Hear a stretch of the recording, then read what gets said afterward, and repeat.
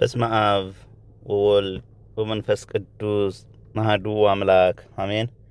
የልዑል እግዚአብሔር ቤተሰቦች፣ እመቤታችን የቅድስት ድንግል ማርያም የአስራት የመስቀል ስር ያደራ ልጆች፣ የቅዱሳን ወዳጆች በኃያሉ በልዑል እግዚአብሔር ስም እንደምን ከረማችሁ? እንደምን ሰነበታችሁ?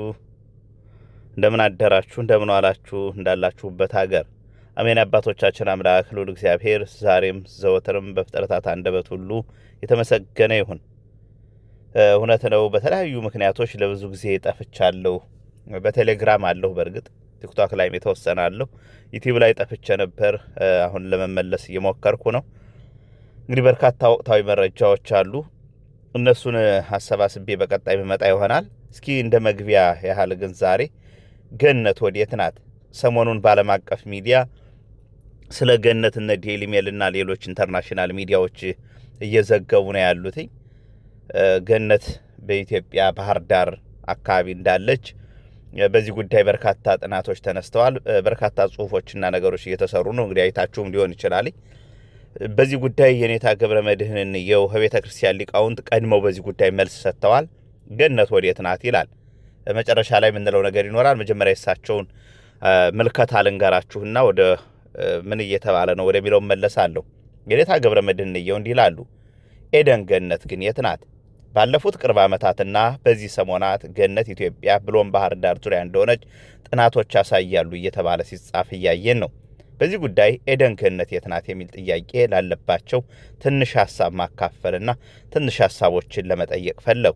ገነት ማለት በቁሟ አዳም የነበረባት ቅድስት ቦታ፣ አትክልት የበዛባት ቦታ፣ መልካም ቦታና ከእግዚአብሔር ጋር መኖር መልካም ምግባር ነጽሮተ ስሉስ ቅዱስ ገነት ተብሏል። ይህንና የመሳሰለውን መጽሐፍ ገነት ይለዋል። አትክልትንና ገነትን አደረግኩ፣ ልዩ ልዩ ፍሬ ያለባቸውን ዛፎችም ተከልኩ ይላል መጽሐፈ መክብብ ምዕራፍ 2 ቁጥር 5 ላይ። ገነት ባህር ዳር ዙሪያ ናት የሚለውን ሰዎች ፍላጎት ምንድን ነው ለመሆኑ በሚል እንደ መግቢያ ጥያቄ እንውሰደውና ለአንድ ክርስቲያን ገነት እዚህም ሆነች እዚያ ለውጥ አለው ወይ የሚለውን ጥያቄ እናነሳለን። መልሱ የለውም ነው።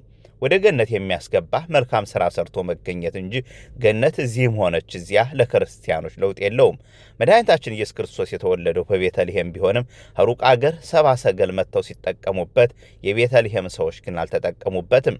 ዋናው ጉዳይ ያለው እምነትን ከቋጠርንበት ከልቦና ተስፋ ላይ ነው። ዋናው ነገር ያለው የእግዚአብሔር መንግስት ገነትም ሆነ መንግስተ ሰማያት የምትወርሰው ዛሬ በሕይወተ ሥጋ ሳለ በወንድሞቻችን መካከል በሃይማኖት ሆነን በምንሰራው መልካም ተግባር እንጂ እዛና እዚህ በማለት አይደለም። እንኋት በዚያ ወይም እንኋት በዚህ አይሏትም። እንሆ የእግዚአብሔር መንግስት በመካከላችሁ ናትና ተብሏል በሉቃስ ወንጌል ምዕራፍ 17 ቁጥር 1 ላይ። በሀገራችን በኢትዮጵያ ብዙ በረከት ያለባቸው ገዳማት አድባራት የሉም ማለት አይደለም። አባቶቻችን ትሩፋት የሰሩባቸው የከበሩ አጽማች ያረፈባቸው ኪዳን የተቀበሉባቸው ገዳማት አድባራት ብዙ ናቸውና ከቱሪስቱ ጸባይ በተለየ መልኩ በእምነት ውስጥ ሆነን በረከተ ሥጋ በረከተ ነፍስ ለማግኘት እንሳለማቸዋለን። ባሪያዎችህንም ድንጋዮቿን ወደዋል መሬቷንም አከበሩ ተብሎ በመዝሙረኛው ዳዊት እንደተጻፈ በቅዱስ መጽሐፍ ስለ ገነት ብዙ ጊዜ ተጽፏል። እግዚአብሔር አምላክም በምስራቅ በኤደን ገነት የተከፈለ የፈጠረውንም ሰው ከዚያው አኖረው ተብሎ በዘፍጥረት 2 ላይ እንደተጻፈ በዚያ ቃል መሰረት አዳምን በባህር ዳር ዙሪያ አኖረው ማለት ነውን? በገነት መካከል የሕይወት ዛፍ መልካሙንና ክፉን የሚያስታውቀውንም ዛፍ አበቀለ ተብሎ በዘፍጥረት 2:9 ላይ እንደተጻፈ ዕፀ ሕይወትም ሆነ ዕፀ በለስ የሕግ መፈጸሚያ ምልክቶች ናቸው እንጂ በራሳቸው ጽድቅም መርገምም አይደሉም። ታዲያ ዕፀ ሕይወት የተባለው የዘጌ አትክልት ነውን ወይስ ሌላ? ጥያቄ እንጠይቃለን። እግዚአብሔር አምላክም ሰውን ወስዶ ያበጃትም ይጠብቃትም ዘንድ በኤደን ገነት አኖረው ተብሎ በዘፍጥረት 2:15 ላይ ተቀምጧል። አዳምን ያኖረው ግሽ አባይ ነውን ወይስ ጣና ደሴት? ይህንም እንጠይቃለን። ወንዝም ገነትን ያጠጣ ዘንድ ከኤደን ይወጣ ነበር፣ ከዚያም ለ4 ክፍል ይከፈል ነበር። የአንደኛው ወንዝ ስም ኤፌሶን ነው። እርሱም ወርቅ የሚገኝበትን ምድርን ይከባል። የዚያም ምድር ወርቅ ጥሩ ነው። ከዚያም ሉልና የከበረ ድንጋይ ይገኛል። የሁለተኛው ወንዝ ስም ጊዮን ነው። እርሱም የኢትዮጵያ ምድር ሁሉ ይከባል። የሶስተኛው ወንዝ ስም ጤግሮስ ነው። እርሱም በአሶር ምስራቅ የሚሄድ ነው። አራተኛው ወንዝ ኤፍራጥስ ነው። እግዚአብሔር አምላክም ሰውን ወስዶ ያበጃትም ይጠብቃትም ዘንድ በዔድን ገነት አኖረው ተብሎ በዘፍጥረት 2 ከ10 እስከ 15 እናገኛለን። ጤግሮስ፣ ኤፍራጥስ፣ ኤፌሶን የት ናቸው ለመሆኑ? ጉማራ፣ መገጭ፣ ላህ፣ ብር ወንዝ፣ አንገረብ ናቸውን? የኢውላጥ ምድር፣ የአሶር ምድር፣ ሀገረ ምስራቅ የተባሉት በጣና ዙሪያ ያሉት ፎገራና ደራ፣ ደንቢያና አለፋ፣ አቸፈርና ሜጫ፣ ዘጌና ጢስ አባይ ናቸውን? ወይም ሌሎቹ?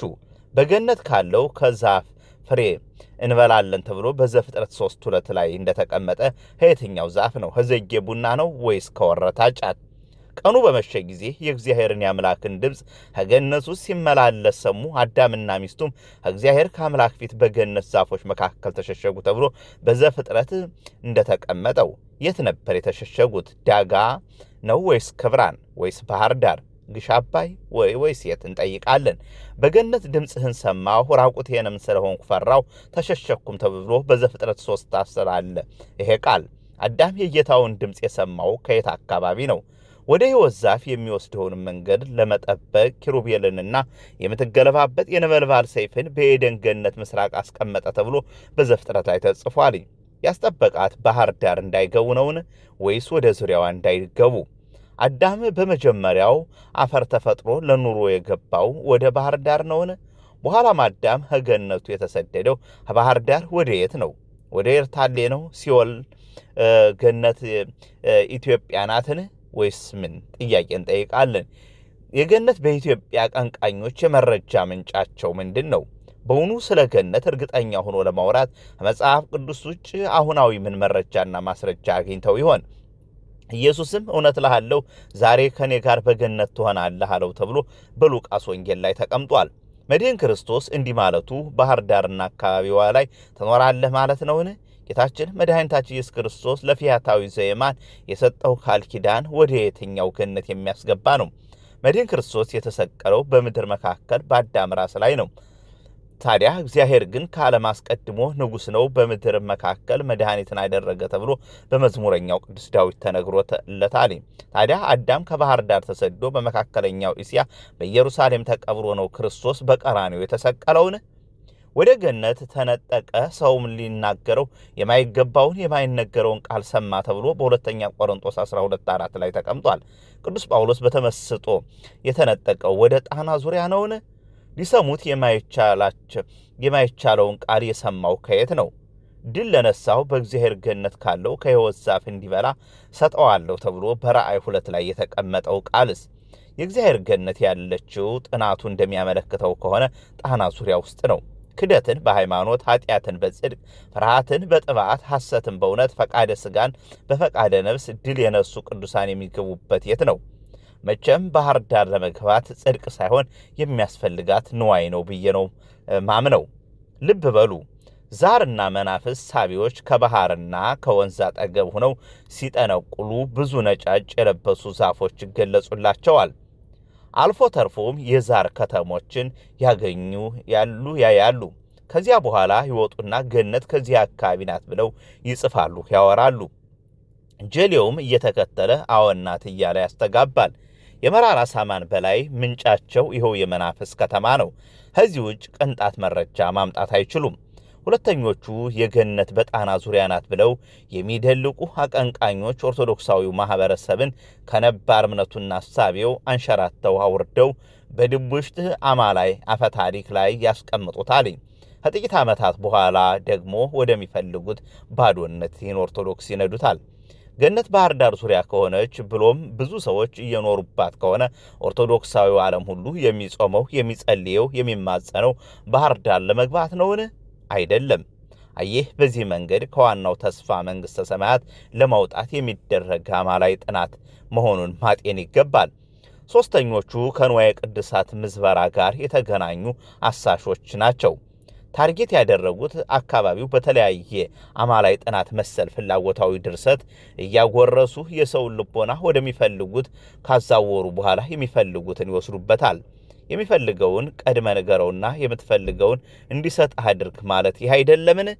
ውሸት ሲደጋገም እውነት ይመስላል። ዘግይቶ ከደረሰ ሐሰት ቀድሞ የደረሰ እውነት ኃይል አለው እንዲሉ በእኛ መዘግየት ምክንያት ከዋናው የቅዱስ መጽሐፍ መስመር ሊያወጡት ሲፈልጉ በጥናት ስም ፍላጎታዊ ድሪቶ ያለብሱታል። ከዚያማ ይህ ትውልድ አልፎ ሌላ ትውልድ ሲተካ ሕይወት አልባ ተስፋን የሚያምን ያደርጉታል። መንጋው ሰው ደግሞ ስራው መከተል ሆነና ለጥፋት ሁሉ የተመቸ ነው። ለምን፣ ማን፣ እንዴት፣ መቼ ማለት የማይችል ተከታይ ብቻ ሆነ። አንድ ሰው በአንድ ጉዳይ ግራጁዌት ካደረገ ያስተሳሰብ ለውጥ ማድረግ ነበረበት። እኛ ጋር ደግሞ ግራጁዌት ማድረግ ያስተሳሰብ ለውጥ ማምጣት ሳይሆን ሴቭ ማድረግ ወይም ሌጣ ብቻ መሆንና ከፊት ያሉትን መከተልና መጨው ሆኗል። ግራጁዌታችን ውስጥ መረዳት፣ የእምነት ጽናት፣ ወደ ኋላ የማየት መርህ፣ የህይወት ክህሎት፣ የሐሳብ ብስለት የለውም። መረዳቱ፣ እምነቱ፣ ትንታኔያዊነቱ ያለው ሰው ደግሞ ከማስረጃ መስመሩ ተሰዷል። ብሎም አማራጭ ሲያጣ ያቀሳጮችና የደናቁር ተከታይ መሆኑ አይቀርም። የመንጋ ስራው ደግሞ መከተል ስለሆነ መዳረሻው በሰረኞችና በደናቁርት አፋኞች የተወሰነ ይሆናል።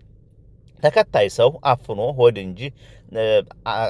ሆድ እንጂ ልብና መንፈስ አእምሮና ህሊና የለውም። ለዛሬ ይሄን ብዬ ላብቃ ይላሉ መምህር ገብረ መድኅን እንየው። እንግዲህ እውነታው ይሄ ነው። ባህር ዳር ላይ ገነት አለሽ ለሚሉ ሰዎች አጭርና ግልጽ ያለ መልእክት አስተላልፈዋል። ሰሞኑን እንግዲህ ብዙዎች እያንሸራሸሩ ነው። እኛንን ማናከብረው ዓለም አቀፍ ሚዲያዎች ባህር ዳር ላይ ገነት አለሽ ብለውናል እያሉ ነው። እውነታው ግን ይሄ ነው። በተቃራኒው ሌላ የምናየው ነገር ይኖራል። እሱም በሌላ በሰፊው መጣበታለሁ። በዚህ ጉዳይ በነገራችን ላይ ማዕበል ፈጠነም የጻፉት ጉዳይ ስላለ እዛ ጋርም ያይዞ ይመስለኛል እዛ አካባቢ መሰወሪያ ቦታዎች እንዳሉ የጻፉት አለ። መጽሐፋቸውን አንብባችሁ ከሆነ እዛ ጋር በተያያዘ ደግሞ አሁን ጊዜ ያበቃኝ በሰፊው መጣበት ይሆናል። ይሄ ግን ባጭሩ እንዲሚሉ ሰዎች የሚፈልጉትን እንዳሉት 3 ነገሮችን ፈልገው ነው። ንዋየ ቅድሳትን ለመዝረፍ፣ ህዝቡን ለማታለልና እንዲህ አይነት ዓላማ ስላላቸው ነው። በቀጣይ ሌሎች መረጃዎችን ይዤ እመጣለሁ። ሁላችሁንም ወዳችኋለሁ። ስላገኘኋችሁ ደስ ብሎኛል። ሰላም ሁኑልኝ። መረጃዎችን ለሌሎች አጋሩ። ወቅታዊ መረጃዎችን ይዤ እመለሳለሁ። በድጋሚ ወዳችኋለሁ። ሰላም ሁኑልኝ።